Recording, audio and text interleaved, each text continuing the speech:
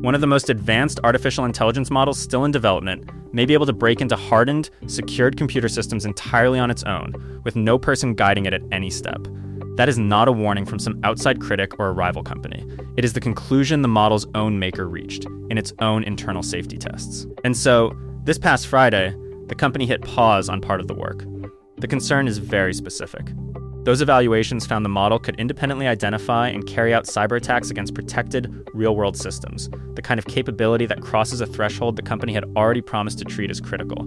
Think about what that means for a second. When your own safety team says a model might be too good at hacking to keep building the normal way, the responsible move is to slow down. That is exactly what happened here. This is KnowFlo Daily. First, though, a quick pass across the other headlines moving this weekend. Start with the market, where soft news for workers somehow became good news for stocks. On Friday, the government reported that U.S. employers unexpectedly cut 23,000 jobs last month. Investors took that as a sign the Federal Reserve is more likely to lower interest rates soon, and they cheered the prospect. The S&P 500 rose 0.6% to a record close near 7,758, capping a second straight winning week and a 3.6% gain over 5 days. The Dow added about 150 points, and the Nasdaq climbed 1.3%, with technology names like Nvidia and Broadcom doing much of the heavy lifting. Next, a public health story that has quietly become one of the largest outbreaks in years. The Food and Drug Administration is now investigating 6 separate cyclospora outbreaks, with more than 22,000 confirmed or suspected cases across 47 states since May, according to the CDC. The biggest cluster spans at least 15 states and has been tied to contaminated iceberg lettuce from a grower in Mexico. Michigan has been hit the hardest by far, with more than 12,400 cases and 2 deaths. Cyclospora is a parasite that causes days of severe stomach illness, and it is usually traced back to fresh produce. Overseas, 3 major powers just tied their militaries together. Turkey, Pakistan, and Saudi Arabia signed what they are calling the Mecca Joint Defense Agreement, and Turkey's foreign minister says it is technically the same as NATO's Article 5. In practice, that means an armed attack on any one of the 3 would be treated as an attack on all of them. The signing ceremony brought together Turkey's president, Saudi Arabia's crown prince, and Pakistan's prime minister, and the 3 countries described the accord as a way to strengthen collective deterrence against any act of aggression in a very tense region. And keep an eye on the Middle East, where tensions that had cooled are heating back up. Yemen's Houthis said they struck an Aramco oil refinery in the Saudi city of Jazan with a drone on Sunday, calling it a response to Saudi drones over Yemeni airspace. Saudi Arabia's energy ministry confirmed a fire at the facility but reported no casualties and said the blaze was put out. At the same time, Iran's top security council declared that the Strait of Hormuz will not open until the United States, in its words, corrects its behavior and meets several conditions. 2 moves, both pointing the wrong direction. But let's give real time to the biggest story of the day, and it is that AI model that managed to unsettle the very company building it. The company is OpenAI, and the model in question is called Astra, still an internal project that has not been released. On Friday, OpenAI said it is pausing some of its own work on Astra after it could not rule out that the model has what the company calls critical cyber capabilities under its preparedness framework, the safety rulebook OpenAI set up specifically to catch risks at this level before a model ever ships. Here's what that threshold actually means, because the definition is striking. OpenAI defines critical cybersecurity as a model that can find and build working zero-day exploits, meaning brand new attacks nobody has patched yet, across many hardened, real-world systems, without a human in the loop, or a model that can design and run a complete, start-to-finish attack strategy against a tough target when all you hand it is a single high-level goal. In plain English, you point it at a secure system, and it works out how to get inside all by itself. And the same tests that set off the alarm also show why Astra is so valuable. OpenAI says it represents a major jump in agentic coding, software that can plan and take actions on its own, and in cybersecurity work generally. That is the uncomfortable knot at the center of this. The exact skill that makes the model useful to the people defending systems is the skill that makes it dangerous in the hands of an attacker.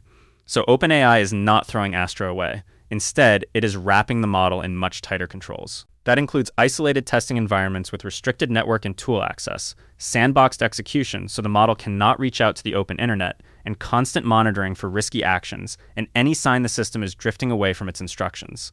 The company also says it is working with the relevant government agencies as it does this. Step back, and the significance is hard to miss. For the first time, a frontier AI lab is publicly slowing itself down because its own testing suggests a model may simply be too capable at hacking to release in the usual way. The open question now is whether competitors treat that as a responsible example to follow, or as a chance to sprint ahead while OpenAI is being careful. Now, 4 more stories that carry real weight underneath the headline. Staying in the world of AI, Nvidia is pouring money into the one thing now standing between the whole industry and its ambitions, and it is not chips. It is electricity.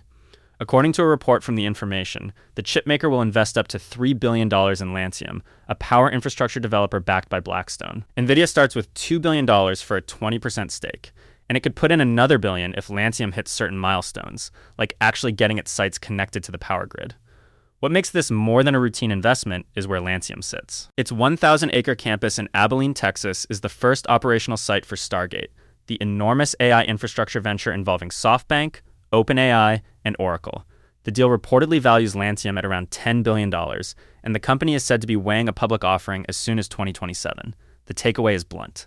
Power access and grid connections, not just faster chips and bigger buildings, have quietly become the real bottleneck for artificial intelligence. Another major AI company just got new leadership, and the timing is immediate. Scale AI, which supplies much of the labeled training data behind today's models, has named Francis D'Souza as its first permanent chief executive, effective tomorrow, August 10th. He comes over from Google Cloud, where he most recently served as chief operating officer and president of security products. He is stepping into a company that has been running without a permanent boss for more than a year. D'Souza takes over from interim chief Jason Droege, who has run Scale since June of last year, when founder Alexander Wang left to become Meta's chief AI officer. D'Souza brings more than 30 years in enterprise technology. He was previously chief executive of the gene sequencing company Illumina, where revenue grew past $4.5 billion, and earlier he held senior roles at Symantec, plus 2 startups later bought by Microsoft and Symantec. He holds engineering and computer science degrees from MIT. It looks like a bet on a steady operator for an increasingly crowded market. Turning to defense, the Pentagon is leaning hard on its biggest contractors. Deputy Defense Secretary Steve Feinberg sent letters to major companies, including Boeing, Lockheed, Martin, and RTX, giving them no more than 21 days to submit plans for significantly faster delivery and higher production of critical systems. His tone was blunt. Years-long development cycles, he wrote, are simply not acceptable, and the department has to dramatically accelerate schedules and expand capacity right now. The urgency comes from empty shelves. The memo lands amid real concern about U.S. weapons stockpiles drained by the ongoing war with Iran, which is now 5 months old. One analysis from the Center for Strategic and International Studies warned that shrunken supplies of Patriot and THAAD interceptors could force the United States and its Middle Eastern allies to take on more risk just to conserve their air defenses. And by one account, the military fired more than 850 Tomahawk cruise missiles in only the first month of that conflict. For something completely different, a retail name your parents almost certainly know just pulled off a dramatic financial turnaround. QVC Group, the television shopping network, has emerged from Chapter 11 bankruptcy after filing back in April. In the process, it slashed its debt from $6.6 billion all the way down to $1.3 billion, a reduction of more than $5 billion, and it secured a new $600 million lending facility to fund operations. As part of the restructuring, QVC issued more than $1 billion in new notes, and its stock is back trading on the NASDAQ under the ticker QVCG. There is also a familiar face back in charge. Mike George, who ran the company for nearly 16 years until he retired in 2021, is returning as interim chief executive. David Rawlinson, who had run QVC since 2021, has stepped down. The company says it is now well positioned for its next chapter. All right, lightning round, quick hits to take us out. In crypto business, Trump Media and Technology Group is pulling out of a set of deals with Crypto.com, including a plan for a publicly traded treasury company built around the CRO token. The parties blamed market conditions and shifting priorities. Trump Media had bought $105 million of CRO last September, and the token dropped as much as 5% after the announcement. Brazil is adding speed bumps to crypto. Starting January 1st, the country's central bank will allow exchanges to hold customer transfers to foreign platforms or self-custody wallets for up to 24 hours on any transfer above $10,000.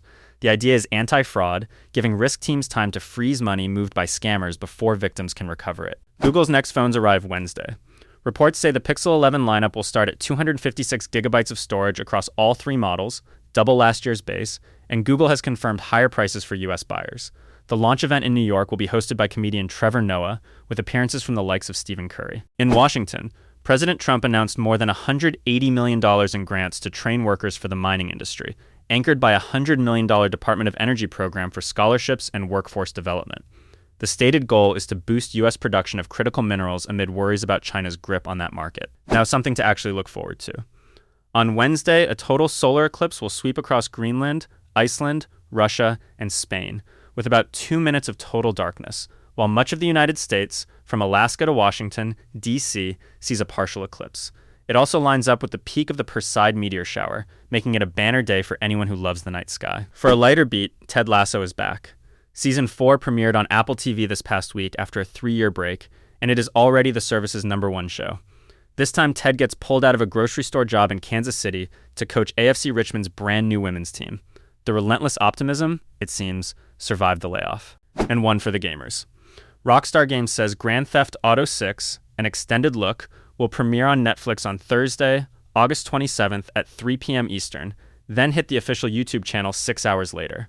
For a franchise this size, choosing to debut its showcase on a streaming service tells you just how big the anticipation has gotten. And in sports, pro football has a new Hall of Fame class. Quarterback Drew Brees, receiver Larry Fitzgerald, linebacker Luke Kuechly, running back Roger Craig, and kicker Adam Vinatieri were all enshrined on Saturday in Canton, Ohio.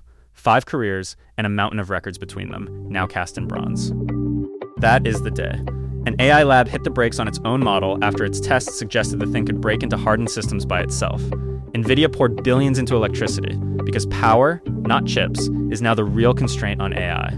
The Pentagon gave its contractors 3 weeks to speed up, and a weak jobs report, of all things, pushed stocks to brand new record highs. If you want the single thread running through all of it, here it is. The race to build artificial intelligence has turned into a very physical, very expensive scramble for power, factories, and machines, with real stakes attached to every move. That was KnowFlo Daily. Sign up for your personalized newsletter at knowflo.io. News picked for you, your local news included, free.